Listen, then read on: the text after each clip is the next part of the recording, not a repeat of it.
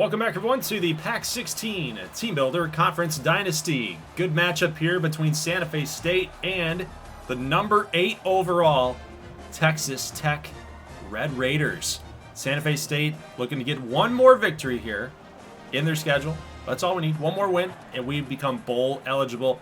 Of course, we want to get to 7 wins, 8 wins, possibly 9 wins. But Texas Tech stands in our way. We've had a really tough out-of-conference schedule in this season. Texas Tech being number 8. We faced off against LSU the very beginning of the season at week 0. We just might have bit off more than we can chew. There's an early touchdown for the Red Raiders. Baron Morton, of course, is looking very, very good so far in this game. Not just in this game, but overall on the season, he was rated as one of the top 5 candidates for the Heisman Trophy. So he is having a really good year. Wes Ricketts firing out deep here, cannot connect with Jose Montero. We will bang a field goal. Good, but just barely to hang in here. 7-3, late first quarter. Morton's going to do a little play action and then a little floater down the sidelines. It's going to be caught. Unbelievable. So at the 1-yard line, 2nd and goal, a little trickery. Morton goes right, he throws back left. That's a touchdown for Texas Tech. Santa Fe State now down by 11, 14-3. Jalen Conyers with the Heisman pose. So I don't really know what that's about. Maybe he's celebrating for his quarterback in the Heisman race. J.D. Weeks, nice catch. Good throw by Wes Ricketts. Able to move those chains, picking up another first down. Ricketts dropping back. Pressure on his right side, doing a little pump fake. Could not get the throw off. And now we're stuck in a 3rd down and 19 situation. Ricketts dropping back. Might be a little bit too far of a drop back, but we got an Aaron Rodgers type throw, baby. Let's go. A little back shoulder there to Roy Calico. Getting back into this game here. 14-10. Santa Fe State with that touchdown. We'll take one more look at that beautiful throw. That's just good teamwork, man. You know exactly that throw is going to be back shoulder. You have to draw that up in the huddle. Otherwise, that might not work out for you. Meanwhile, Texas Tech driving back down the field. They get another touchdown, so they get a response score there. And another Heisman pose. What are these guys doing? They're really strutting their stuff right here. 21-10. Deep bomb to the left side. It's Jose Montero. One man to beat. He's going to find himself into the end zone. Touchdown, Roadrunners. Montero, I didn't know he had that much speed. Might have just had enough separation. He was able to break free a little bit. So we pull back within 4 points yet again. So 3rd down and 6. Morton throws it up the middle. It's Delani Wright. It's a custom player. A custom freshman making a play. And it's a big one. 34-yard pick 6. Delani Wright takes it to the house. We get 7 points to take the lead. Beautiful, beautiful job. Way to bait Morton to throw that thing up the middle. He might have been trying to get that thing a little bit higher, right over top of Delani Wright, but no such luck. 3rd down and 8 now. Big hit. Defense is coming alive now. We will call a timeout here as we're getting real close to the end of the 2nd quarter. We got about 12 seconds left, everybody. Ricketts dropping back. He's not going to be able to get the throw off. Actually, are you kidding me? This game is ridiculous. We get the stop. We call a timeout. We get a little greedy, and the game didn't like that. So it says, okay, the next play, the very next play, we're going to get this thing picked off, and then you're not going to be able to sack the quarterback, and we've got 1 second left on the clock. There was 1 second left on the clock when the ball was in the air, okay, when he threw the ball away. It should be all zeroed out. It should be zeros. But instead, it's 24-24, 24 all. And the kicker doesn't even know what's going on. He's doing somersaults backwards because apparently he likes soccer too. I don't know. I don't know what's going on here. Looking for a call, I guess. Looking for a flag? Maybe. 14 of 19 for Wes Ricketts, 19 of 24 for Morton. I love the fact that Ricketts, no matter how many times he throws picks, no matter how many times he gets sacked, he continues to fire it deep, continues to challenge the defensive secondary. Love it. Roy Calico with the deep bomb, with the touchdown. We saw that one-on-one coverage. We like that. We like that. We like it when we see it. Got to go for it. 31-24. 3rd down and inches. Got to make a play here, defense, and that is Gregory Bryan, the freshman defensive end, our best defensive player by far. makes an incredible play here. So 2nd down and 9, and that's somehow caught by Scott Morehouse. Pretty great read, though. Pretty great read. We had him in man coverage. If that cornerback that's following Calico on the right side looks up, locates the ball, that's a pick. I mean, it went right over his head, but we'll take it. So 1st down and goal from the 4-yard line. We got pressure on the left side, and Ricketts cannot get rid of the football. He's going to get dropped at the 15. So 2nd and goal, and pretty much 2nd and goal and long at this point. JEG utilizing his blockers, utilizing the speed, dives for the end zone. Touchdown, Santa Fe State. A 15-yard run for Jeg. And I got to tell you, he makes it look like it was a 5-yard run. A 15-yard run looks like a 5-yard scamper. Love it. Look at the pick by Nico Sanders. One-on-one coverage, and Sanders wins the battle. A 14-point lead for Santa Fe State, and now all we got to do is just pretty much run the clock out and take care of the football. But we can't do that, can we? We have to make it harder on ourselves. We got to make it more difficult than it needs to be. Ricketts fumbles. Goes to Texas Tech. 1st and 10. Very next play. Sack. Big time hit put on Morton. They're going to hurry it up. 2nd and 19. Morton, more pressure on him. Little check down here. We've got about, yeah, they're going to pick up the sack yardage back here. 3rd down and 8. Morton's going to fire out to the right, but it's going to be picked off. Russell Granger with the INT. And why is this important? Well, we thought that we were going to give him another touchdown off the fumble by Ricketts, but that's an interception. We'll take that. Ricketts, we just need to be running the football, guys. That's all we need to do. Don't get too greedy. That's intercepted. It's insane. Like, it looked pretty good. It looked pretty good. Defensive player just made a really nice play. 1st and 10, though. Sacked. Fumble, actually. Recovered by Santa Fe State. The last 2 minutes in the 4th quarter have been played within the 30-yard line, the 25 to 30-yard line. It's insane. That ball's going to be dropped. 4th down and 2 now, so we'll have to punt it away to Texas Tech. And then this one's picked off again. 3 interceptions for Morton in this game, and I think that's pretty much going to waste his Heisman opportunity. 2nd and 14, we're not going to run. We're going to pitch it out here to JEG with the spin move. With the speed, he's got wide open lanes for a score, but he's going to fall just short, as we're not trying to run up the score at all. We just want to get out of here with a W. And honestly, I just didn't want to take a big hit. I didn't want JEG to get hit hard in the backfield. We knew that they were going to be anticipating the run up the middle or a run in general. We just didn't want to deal with it. So you know what? Little play action, little flip, and yeah, you'll make you pay for it. Roy Calico, 4 catches, 111 yards. Good victory, man. Very, very good victory. This is huge for us. We took down a top 10 team and a Heisman level quarterback in this one. And we had 4 interceptions, actually. 4 picks today. I thought it was 3. It was 4. Baron Morton goes down. He's a junior. He'll be back. He's like an 82 overall, I think it said. So he'll definitely be coming back next season for Texas Tech. You know, maybe he ends up transferring. We don't know how it's going to work out for Texas Tech. Maybe it's something we'll watch out for in this conference series. But mostly what we're focused on our own conference in general. We want to kind of see how our players are doing, how our custom guys are doing, right? What their award races look like, so on and so forth. But Ricketts had himself a nice game. 2 interceptions for him. Obviously not ideal, but did go over the 300-yard mark. 3 touchdowns, over 70% completion percentage. That looked pretty good.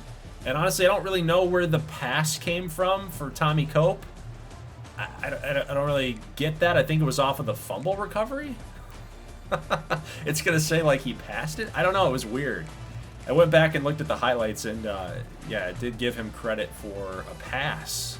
He passed it to somebody, apparently Jaquan Light, for 11 yards. It was weird. It's weird. So as we move ahead, guys, we will check in with Albuquerque against UMR. UMR is not having a great season.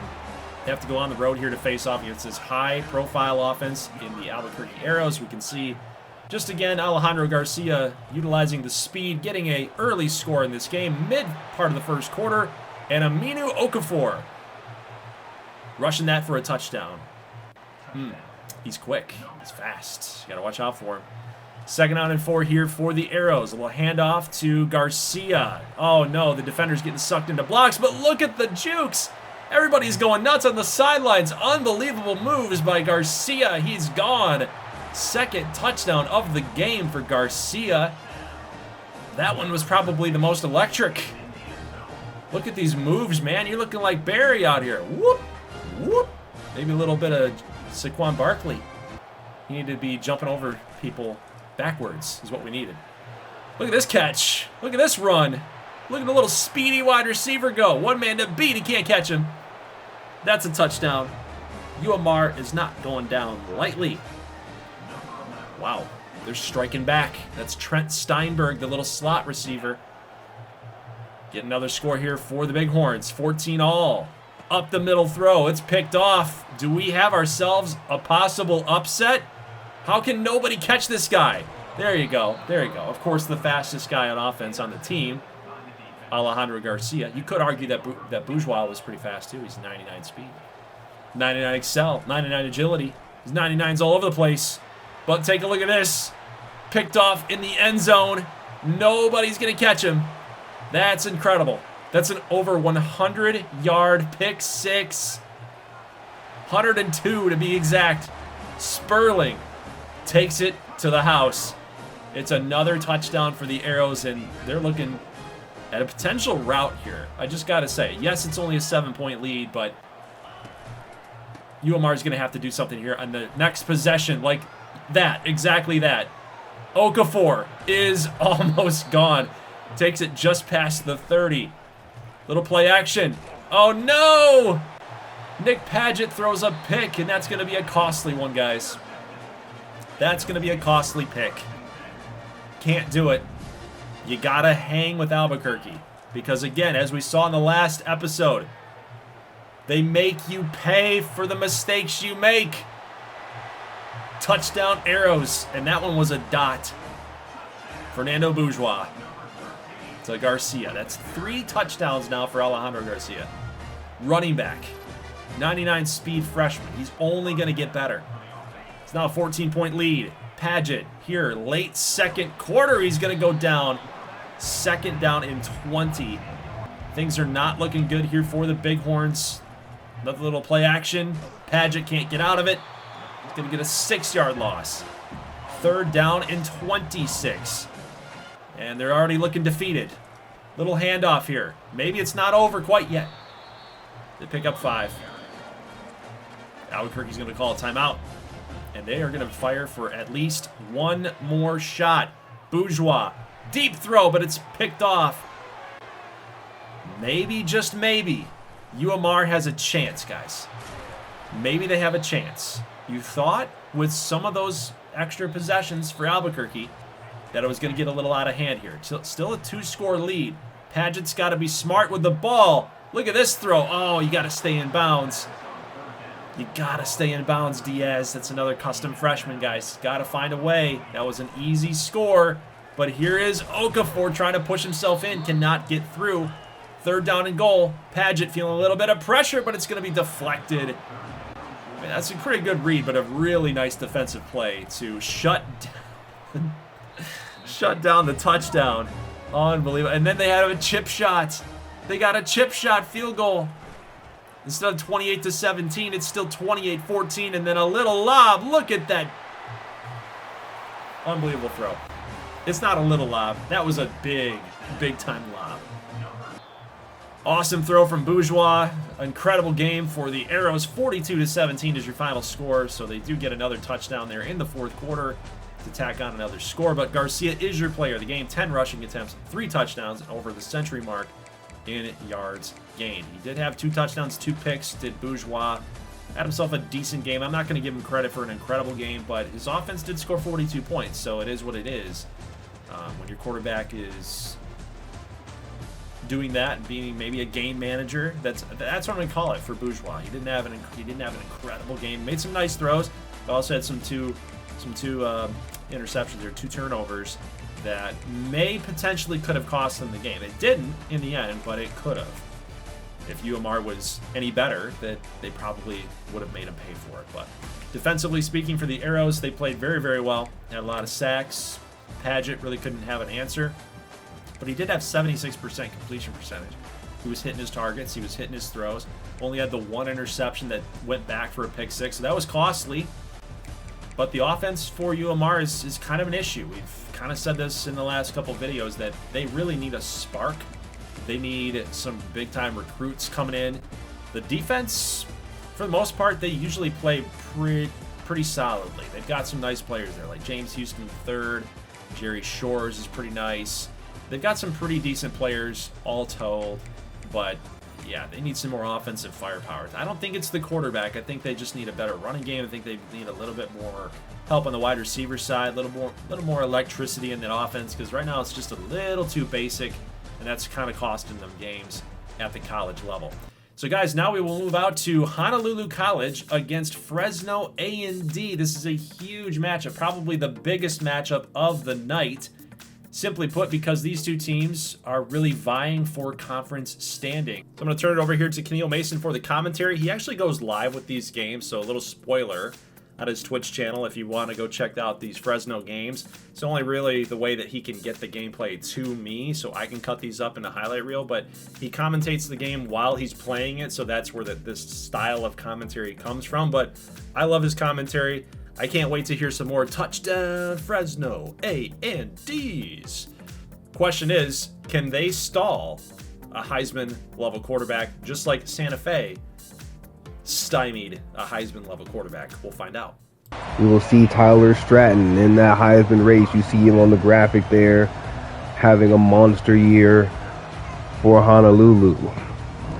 He has a great set of weapons to work with. We will see how that affects things. Quick screenplay. Just have a quick 9 on the flanker cross. It wasn't a screen, just a smart decision by Stratton. Looks like he gets the ball out of his hands quickly. Already showing blitz. Handoff. Nothing there. Jack Evans in the backfield. It's 3rd and 3.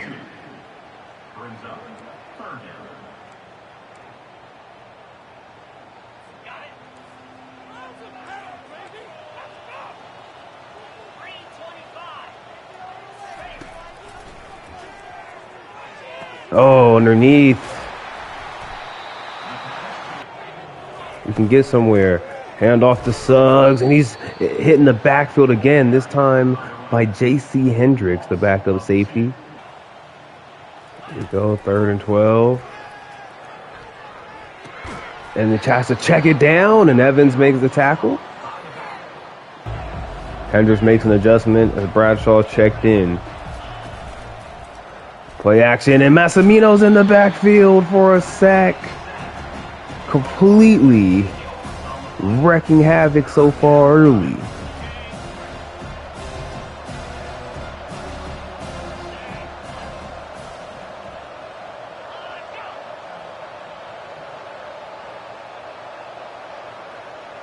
Jaden can't hear the audible. Seems to get it the second time. As Hendricks going to take a shot. It is caught! What a catch! What a throw! Robert Hunt! What an incredible catch! Hendricks, what an absolutely beautiful throw!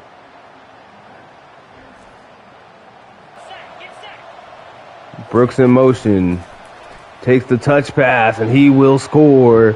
Touchdown! Fresno A&D.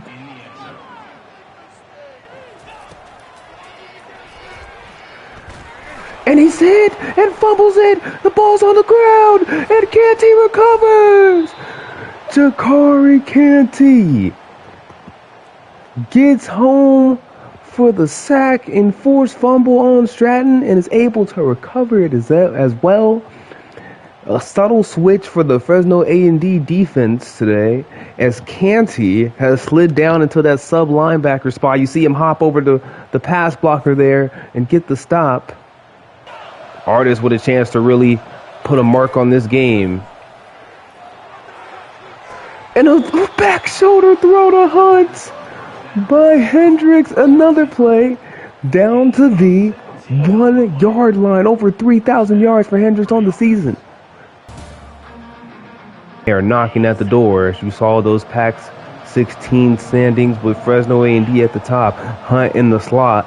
He's in motion this time. Looks like they're going to try to get him into the end zone, and they will get him his touchdown after 2 big catches.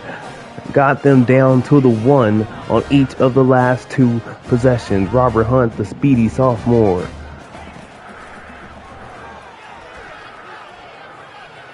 Stratton has to throw it away. Good defense.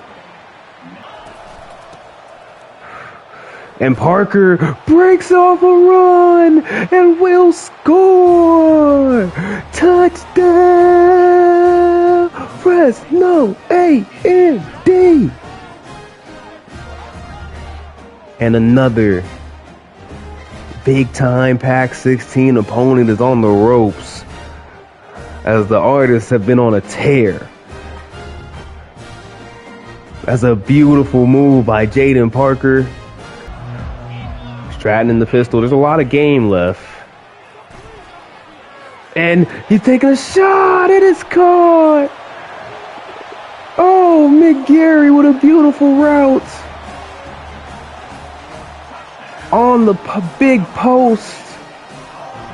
Perfect call against the cover 2, and Honolulu strikes right back. Stratton with a dot. And that one's overthrown. Hendricks, 2 misses on the drive. The play to him is beat. Stratton, another incredible throw. Chewing clock now. No, can't. Oh, touchdown, Honolulu. What a play. What a drive by Stratton. As Canty was looking the wrong direction there. Billico's wide open deep. Wide open. He makes the catch.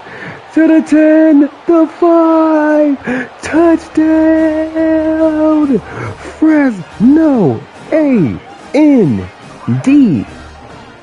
We've said it before. When you're playing sports, you gotta throw it to sport. He wants to continue to stretch this defense. Menifee has a step, and he has the catch, and he breaks a tackle. Down to the 27. Blitz coming. And it's a miscommunication on the route there. I think Brooks is supposed to be running an out on that 3rd and down as the blitz came. Unfortunately, underneath here is wide open is the tight end, but Brooks is supposed to be running an out route here, and maybe Hendricks thought he was going to break the route off sooner. He thought it was going to break off right there. 25-yard field goal. Should be a chip shot. And he misses it. How, Sway? Stratton looking. And it's knocked away by Bop. 3 and outs. This defense continues to make plays. Hendricks eventually is going to try to go over the top. Again, he has to punish these press coverage teams. And Menifee has the step. Touchdown. Jalen Menifee. Big time TD.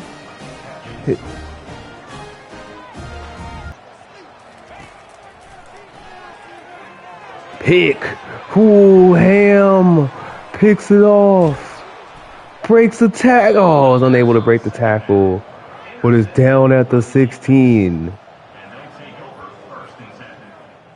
His defense has completely stonewalled the Heisman candidate. Oh, and Hendrick throws a pick himself. He allowed Lopez to read him like a book. He seems to be very much based, making predetermined reads. Double coverage again, nothing there.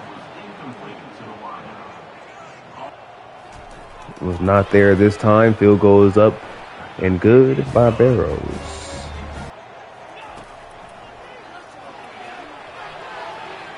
Brooks unable to make the play. 57-yarder. While that is a potential play they could go to here, Fresno A&D in this kind of no man's territory will go for it here.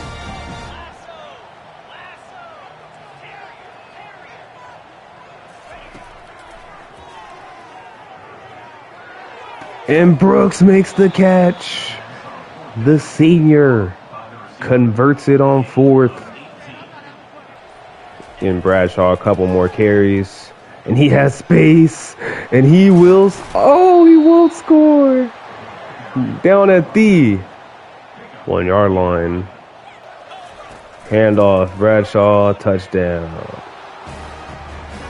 Touchdown, Fresno A&D. And it's another Fresno A&D victory. The score is 42-24. Hendricks 397 and 4 touchdowns for the freshman. Had 2 interceptions to Lopez, so he couldn't fool that veteran linebacker the way he thought he might be able to. Huge game for McGarry. 213 for him for the Islanders. But again, the artists at this point are saying you can't even draw anyone that can compare to them, man. At this point, only a tough loss versus a powerful Michigan team in Michigan is the really only blemish on them in game. Obviously, there's the sim loss to OMI, but hey, what can you do?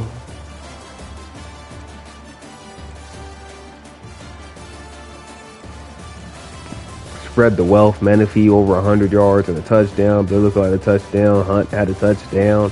Brooks had a touchdown.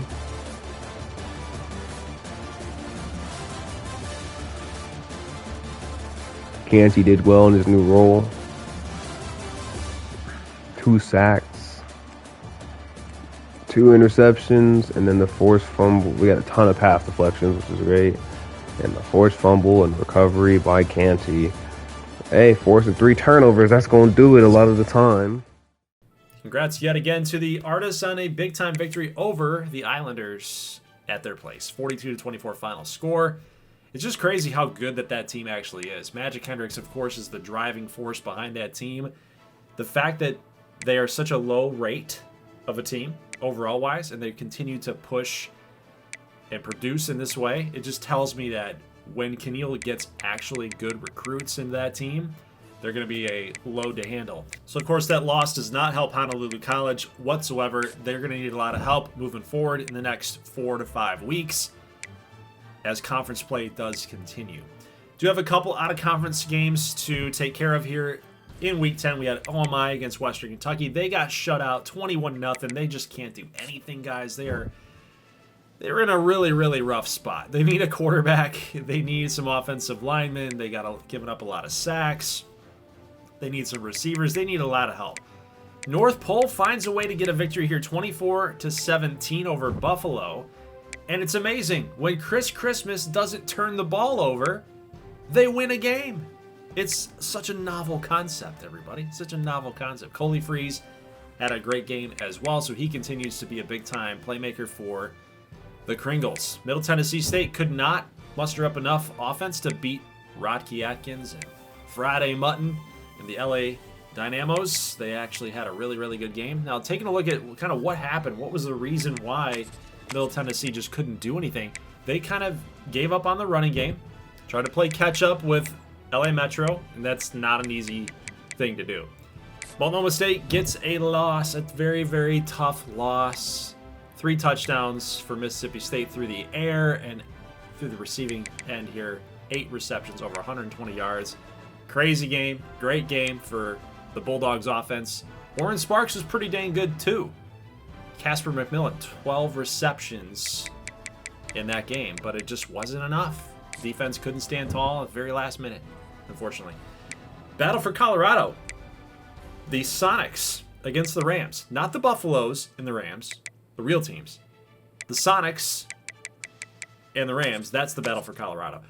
Elijah Spears played great. Good win, solid victory. Good out-of-conference W there for the Sonics. Although their season's pretty much done, they're not really playing for much at this point. They can't even sniff the conference title game at this point.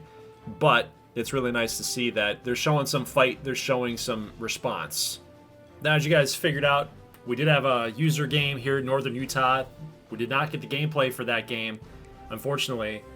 Yes, the Golden Swarm lost to Anchorage. Anchorage finally getting a W here in gameplay, but we didn't have the video.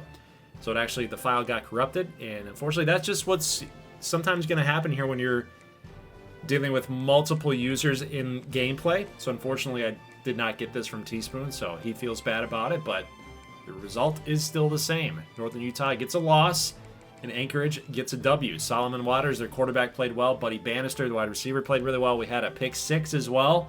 So again, Northern Utah having some trouble there with the interceptions. James Novak, 4 touchdowns, 2 picks, but they did play well offensively, though, I thought. Jarquavius Hammer with 3 touchdowns, over $150. Receiver there, Kendricks, had another great game as well. So, I mean, they've got things working for them. They just need to limit down those turnovers. That's really the name of the game there for the Golden Swarm. So unfortunate loss for them, but good W for Anchorage. Now, guys, let's shift our attention here to week number 11.